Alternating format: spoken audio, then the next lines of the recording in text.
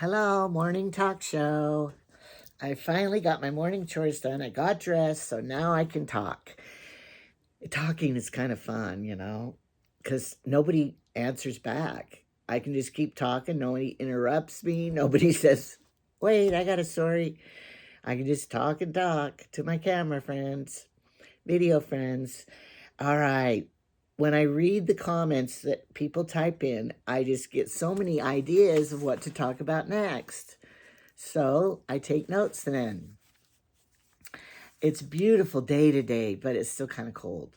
It's supposed to get really cold tonight. I'll let you know. I'll tell you what our temperature is right now and what it's going to be and what it was. All right. 4 degrees. That was tonight, in the night. I don't know if it was last night or tonight, but it's going to get up to 40 today. We won't need to wear a coat. And then tonight, I think it gets down to 17 degrees. And then tomorrow, it will be 45 degrees. But then it's going to go back down again. But no snow in the forecast, which doesn't mean a whole lot. Let's see if I'm on the right town. I am. I'm kind of planning on a trip to my daughter in Rock Springs, Emily. And she's the beautician. And so I called her and asked, what are you doing next week? So she's free on Thursday. I don't know if I'll go Wednesday, spend the night, Thursday, come home, or go Thursday, spend the night, come home Friday. One of those times. But I'm going to video. I said, be prepared because I'm videoing. So she said, hey, you can make a list of questions for a beautician. And like you did for Trevor, and I'll answer him. So I started my few questions. Then I said, hey, you could cut my hair and we could video it. Don't worry, I'm not cutting it up here because I think that would just make my gobble look bigger if it's right here. I don't know what to do. Anyway, I'm going to talk to her. And, I've had long hair. I've had short hair twice in my life, and I hated it both times. So I know I'm not going to go short. But she used to have really long hair, and then she cut it about here. And she was cutting it while her little girl, Ellie, was there. Ellie's about 10. And Ellie started crying, no, don't cut your hair. Isn't that sweet?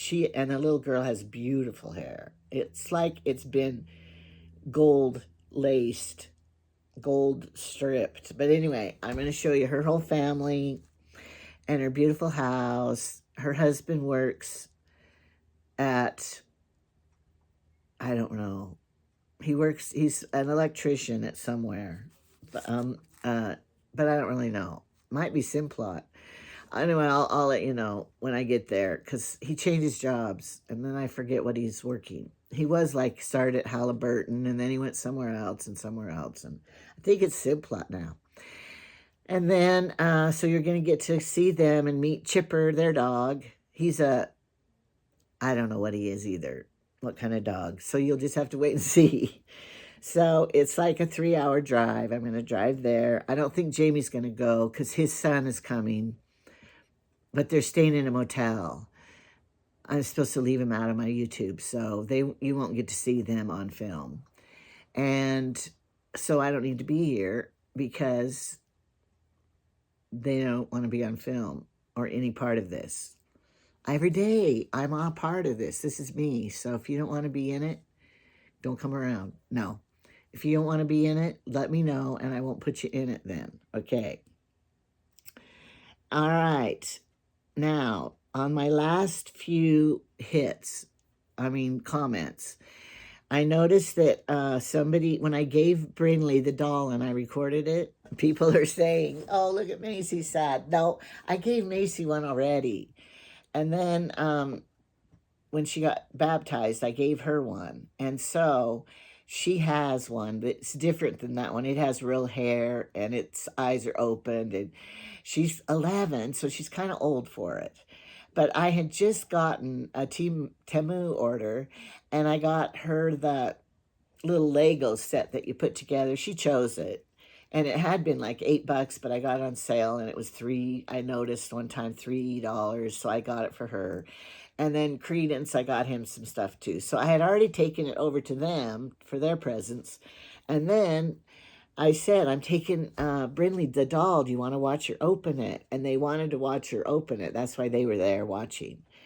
And then Macy, when Brindley loved it so much, Macy said, okay, I'll go home and get mine and we can play. So I took her back home, just down the street, backed, and then left them all there. And Brindley they were playing dolls together. It makes me so happy. Some people think the dolls are creepy and everything. I'm like, no, they aren't.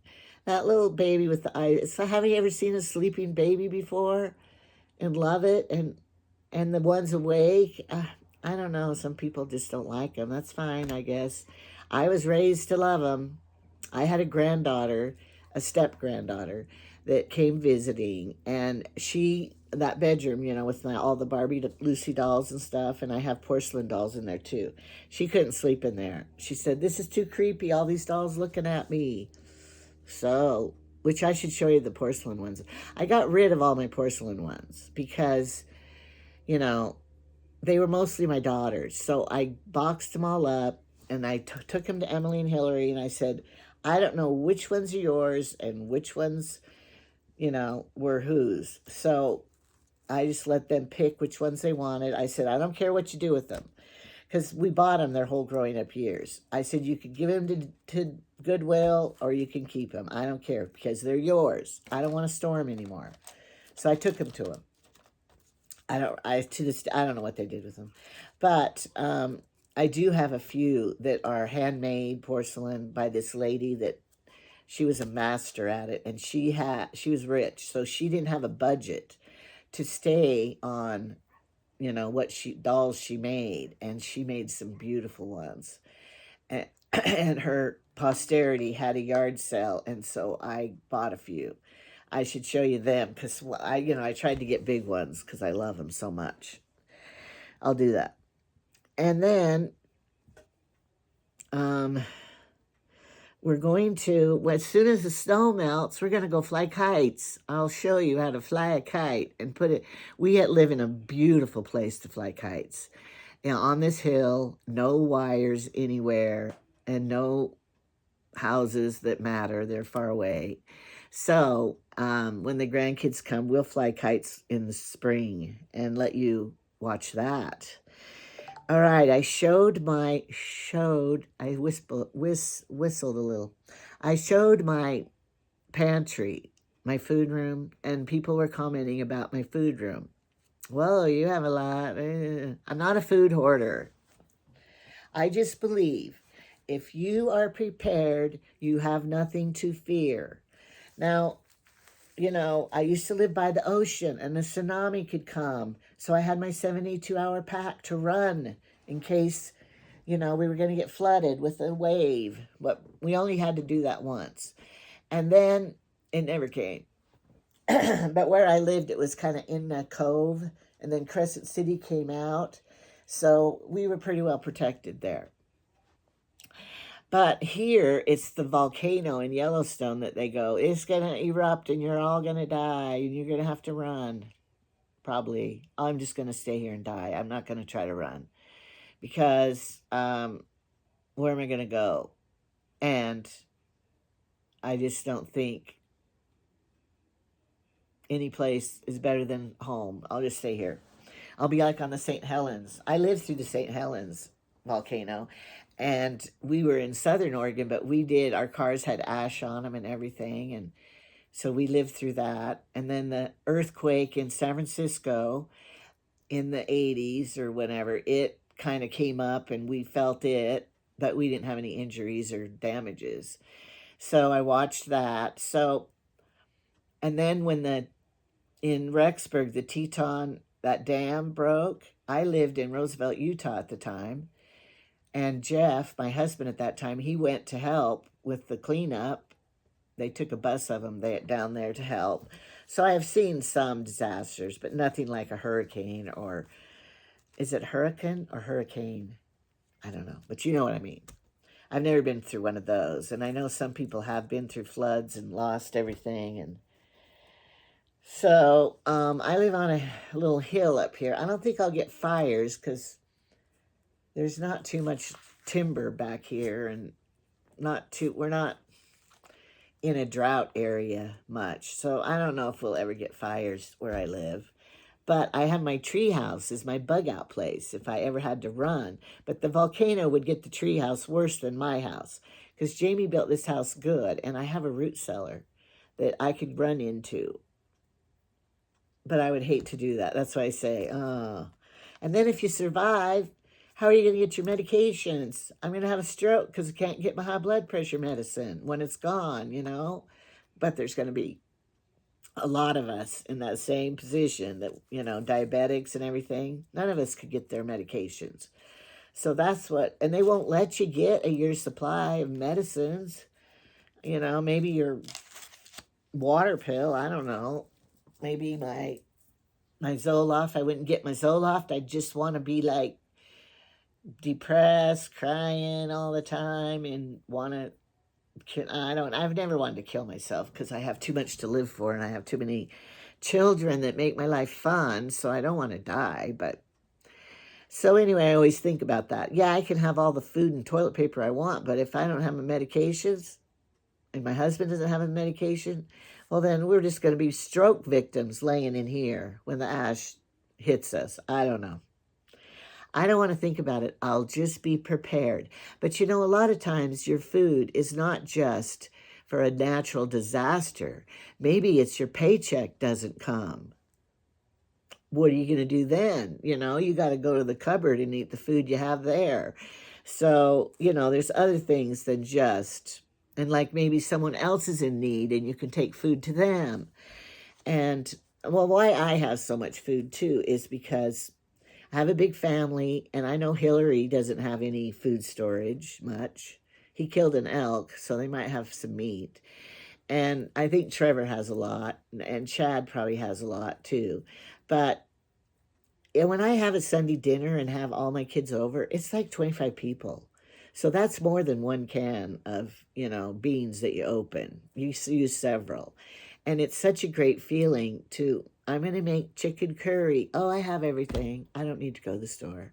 It's such a great feeling when we have the weather that we have that I don't have to run to the store for ingredients. And we usually have to go for milk and eggs. We used to have chickens. No thanks, I don't want chickens anymore. It was a horrible experience. I'll tell you about it. All right, Jamie decided he wanted chickens and some turkeys. But we butchered the turkeys at Thanksgiving time. But winter came and we had all those chickens. So we don't have like a chicken house, a chicken coop, or anything, and it's freezing. So he moved their chicken cages into the garage. Oh, good idea. All right, so come about January, the above the garage is my family room with the pool table and everything.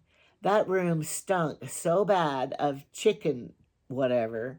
We couldn't even hardly go in there. And I told him, never again, you're not putting chickens in my garage. The eggs were not worth it. I don't even think they were laying in the winter anyway.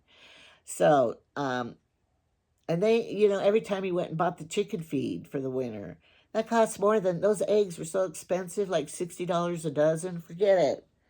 Just go buy your eggs. If we don't have eggs, go without. So anyway, I won't let him do chickens anymore. And the turkeys, he bought them, the kind that have black skin. I'm not, it has nothing to do with race. It's the turkeys. So don't come on me on that. But when you plucked them, the turkey skin, and you cooked it, the turkey skin in the pot was black, like it was already burned. I said, this is wrong, Jamie. It's not supposed to be that color. You know, we never saw that in the stores. So, and they were kind of tougher, and they tasted more turkey meat, strong. I didn't like it. No. But it's like anything, you grow your own. The potatoes are really good, but they're really dirty. You got to clean them. Carrots, you got to clean them. A big muddy mess. So when you grow your own, it is more work. Onions, and then you got to dry them out and leave them all over. And oh, I'm just like, and then if you process them, you smell like your whole house. It smells like an onion factory for a few days. And I'm just like, oh, can we just buy some onions as we go? But I'm thankful. Don't get me wrong. Because if anybody says, I'm coming over for dinner, I can cook a meal without going to the store. And during the pandemic, remember they said we can't go to the stores, you have to stay home and all this stuff. It didn't hurt us a bit. And I have plenty of toilet paper. I didn't run out of toilet paper and have to, the shelves were empty, cleaning supplies, toilet paper. I had plenty. And so I was able to share with my family if they needed it. And Trevor's like me. We're kind of like, oh no, I only have 10 left. I'm almost out. Let's go buy some more. And we order from Amazon and they deliver a lot too. And we have one grocery store and they do delivery service, but I've never used it because I like to pick out my own stuff. I know if they're going to pick out the produce, they're going to pick out the stuff that's the oldest, right? We got to get this out of the store. I don't trust them. Plus, when I go, I see sales like in the discount bin or the reduced part, and I want to get on those. So I like to go. I don't want them doing anything for me. And it's a daily activity. When you get to go, it's like a date with your husband. Yesterday, I took Jamie on a date. He didn't want to go. I should have recorded it because he just ate. And I said, I don't care. You're going to go because there's it used to be the car dealership, big old building. And I don't know who bought it, but they painted the whole place. Nowadays the color is black. They painted the building on the outside black. And it's a curved building, so it has curved windows. And they made a real high-priced gift shop, which I'll never buy anything there. And then they have it's called Swirl, and they have a little ice cream place over on the other side. And then there's tables and stuff. And then in the back, where they fixed the cars long ago, is a big place you could rent for your party, your wedding reception, or whatever, rent it out. We needed that in this area. So I wanted to take him to the Swirl place to get a little ice cream because his granddaughters are coming.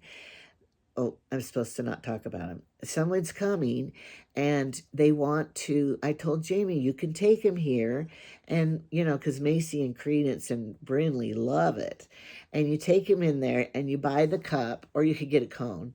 And then you go over, put your toppings in there first, and then put the ice creams. They have like 6 different kinds of ice creams, But the smallest one's $3, the mini.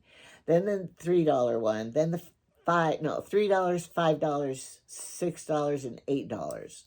I told him, do not, because this is my mistake. The first time I went, do not ask them what they want. Just say, I want 3 small or 2 mini or whatever, or you're going to be spending $8 on each person.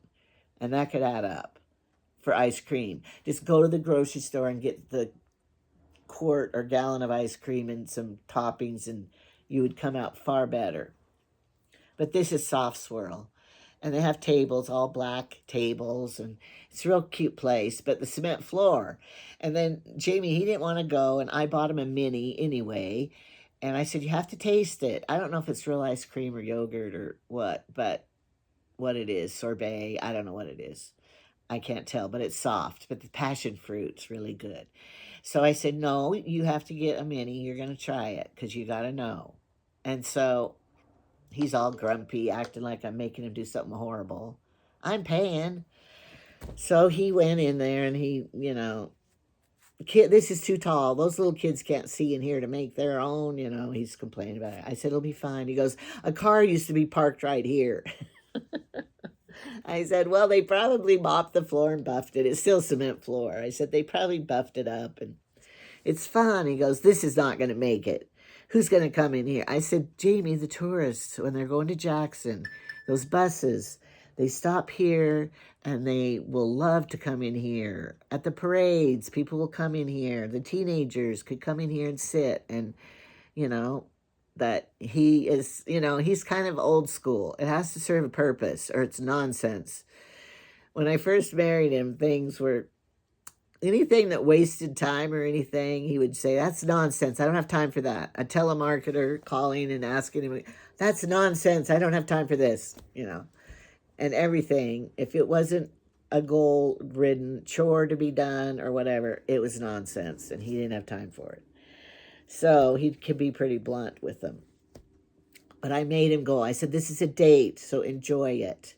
So we sat there and ate our little mini ice creams. And then they have these things called Bobos. Have you heard of that? I never came across it, but my grandkids kept, do we get a Bobo? And I'm like, what are you saying? Bobo, boho, what is it? Bobo, So they're $1 each, and they come in a little tiny cup, like you have your little ketchup in. And they're $1 each. And yesterday they got orange when I took them, but yesterday was dragon fruit. So I bought some of them to take to them. But I told Jamie we got to try one. I never tried them either. They're little balls in this juice stuff, and the ball just erupts in your mouth and disappears, and it's juice. I would not know how they make them. I got to look that up on YouTube, how they make them. What are we eating? And they're bigger than caviar, but they're little balls. Have you heard of them? Dragon fruit, I was leery of it, but I saw dragon fruit in the grocery store, and I told Jamie, look, we can taste what dragon fruit tastes like. So we got those, and we didn't think too much of them, and I wanted him to finish eating it, and he wanted me to, so I just had to swig it down. Then we took it to the kids, the grandkids, the ones we bought, but I told him, just take your little granddaughters here, and they will just love it. I mean, take the visitors that are coming in here, and they will love it. Treat them to the ice cream. Of course, they're from a big city, so they probably have all this kind of stuff, and we don't. This is new to us in our little dunk-hunk town. So that was our adventure yesterday. And the other thing I wanted to bring up, I have it right here. This is my favorite. We all have our favorites. This is my favorite lipstick of all time, Revlon. To me, it's a really grown-up lipstick. It stays on, not like Scentsy. That stuff stayed on till you wanted to kill yourself because it wouldn't come off. And these kind that you get from Temu, they're beautiful and glistening and shiny, but they're like pretend. They're like little kid lipstick, grease you're putting on your lips. They don't stay on. Put it on when I go to church. By the time I get there, it's off. I'm like, you have to carry it away. And remember my mother, she would always apply it like this and apply it the whole time you're there. This Revlon is the best, though. I get it from Amazon, $6, and it lasts a long time. And I'm on the subscribe and save, and then I order it well, all right, I've only gotten this one, but I'm on a new delivery soon, so I got a different little color. But they say to get lipstick that's like the color of your mouth. Glad it's not the color of your teeth. So that's what I go for. Just a little darker than your lips. I'm not really a lipstick person. My sister, Shauna, loves lip gloss. And she says it makes it look so much more inviting. But your hair, if the sticks in it and comes off fast, and I don't want to keep applying. So I'm not a very lipstick person. All right, back to food. We love talking about food. All right, I found this. I don't know where I got it. Emergency checklist for your 72-hour pack. Water. You got to put some water in your backpack. And a method of purification of water. I wonder if Temu has that. Now your food. You're supposed to have like a 72-hour supply of food. Lightweight, no cooking, a can opener, and candy or comfort food. All right, so figure that one out. I like to put a can of tuna in there because you could, eat that not cooked, and it will last a long time. And so you don't want to have to cook. Granola bars, that's candy and food, right? Comfort food. And anyway, you can investigate. I bought a bucket of 72-hour meals for 2 people. So if anything happens, I'm just going to go. Jamie goes, we're never going to use that. I said, but if we have to, all we have to do is grab this bucket, and we got enough food. Has everything in it. And then I have it says first aid kit and supplies. I have a little old suitcase, those overnight bags we used to have, the size. And I have one of those with all my first aid emergency stuff in it. I need to go through it and update it. It has a burn and gel dressing and potassium iodide. Iodide. Do you know what that is? I bought 3 bottles. It's if there was a nuclear bomb and you're going to get, is it radiation? What is it from the nuclear stuff? Then you take these pills and then your body will not, I don't know what it does. I can't say. But anyway, I got 3 bottles of those potassium pills so that we have them. And my brother made fun of me, my lawyer brother, and I said, shut up, I got them for the neighbors and for the family and everything. And then you're supposed to have an N95 respirator masks. Do you have any of those left over? A first aid booklet, sunscreen, and insect repellent. Oh, we saw Survivor. Those insects, you could get eaten up bad. I think, oh, what's in nature that we could rub on us so we wouldn't get all those bug bites? I don't want those. I bet they leave scars. You could die from malaria. We got to get more insect repellent. I don't care if it has DEET in it. I would rather die of DEET than insect bite malaria. So now you're supposed to have for your shelter. You know, it always says water, food, shelter, fire, whatever those are. I don't really know what they are. What everybody needs to survive. And it says for your shelter, get a tarp, or you could get a tent or a poncho. See, now that depends. If there's a crowd of you, then get a tent, and then you'll be secure. You can get a 12-man tent, you know. I have one, and it comes in a case on wheels. We used it once. Well, somebody borrowed it and used it once. Or you could have a tarp and make your homemade tent, you know, make a little structure, one thing like this at one end and one at the other end, and a pole, and put your tarp over it. I saw that on Survivor. Or if you're just by yourself, just get a big old poncho and put over your head and squat down and make your poncho be a tent. That's where you're going to spend the night. I don't want that. I think I'm going to go for the tent. And then I got remember the other day, I showed you my emergency blankets. Where did I put them? Oh, I remember. I have a bag I'm taking to the RV. Why can't we just take the RV? I'm just going to do that because it has everything in it I need. All right. Hand and body warmers. I bought a box of those last year for Jamie. Now, when you go snow plowing, I forgot to get him out this year. He didn't even use them last year. Said they're little pouches, and I said, this will help you. He didn't even use them. I forgot about them. We didn't use them this year. A blanket or sleeping bag. Matches. Yeah, don't take those stupid fire starter things. Who knows how to do that? Just take matches. And a lightweight stove or fuel. And I bought that the other day. All right, then you need light and communication. A flashlight with extra batteries. Or you could get those in a solar form too, you know. A light, oh, I thought it said lipsticks. I got mine. No, light sticks. And a headlamp so your hands can be free and you can just wear it up here and work where you're going to the bug out. A whistle, a radio, and a candle. Oh no, I'm burning all my candles. I'm not going to have any left. Yes, I will. Don't worry.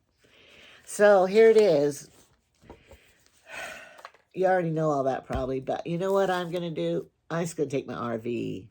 What if it runs out of gas? Then I'm just going to live where it ran out of gas and stay in my RV. It has everything, comfy bed, everything I need, my clothes, my makeup, my food.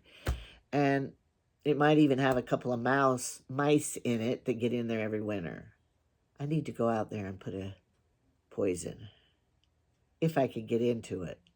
But like maybe March, April, maybe next month, we might be opening it up because I want to go out to Oregon in April. And Jamie doesn't have to worry about gardening or snow plowing in April. So I really want to go then. But it depends on his health. He finished his antibiotic. He's still coughing up. This morning he coughed up so much he threw up. I said, well, now you know what it's like being pregnant. He goes, I threw up all this bile. Ugh, way pregnant ladies know what that bile's about. Burning your throat and esophagus, ruining your whole day.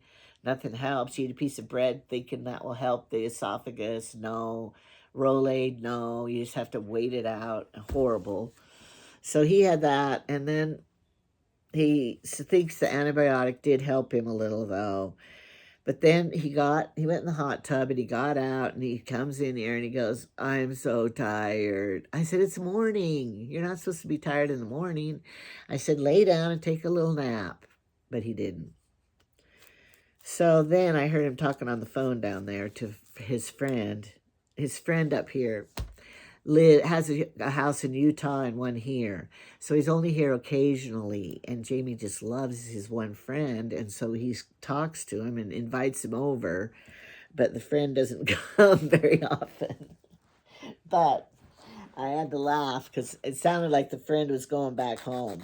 But I wondered is he talking to himself down there or is he on the phone? I had my camera, so I looked it up, and he was talking on the phone. But earlier, he was talking, and I thought, do we have company? No, he's talking to himself. I said, when you talk to yourself, I don't care, but don't talk so loud, because I think somebody's here. So then I have to go out there to see if I need to go down there. Just himself, talking to the TV, swearing at him, because he's listening to the wrong channels. And that's another thing I wanted to bring up. I'm getting a little crotchety in my old age. Are you? It's not so crotchety as it is opinionated and we don't fear anybody anymore when you're old. You know, it's like, you're younger than me. I can tell you anything I want. But I think this political, that's going on right now has made me more outspoken because all of these young bucks think that they get to say anything they want and their opinion about anything.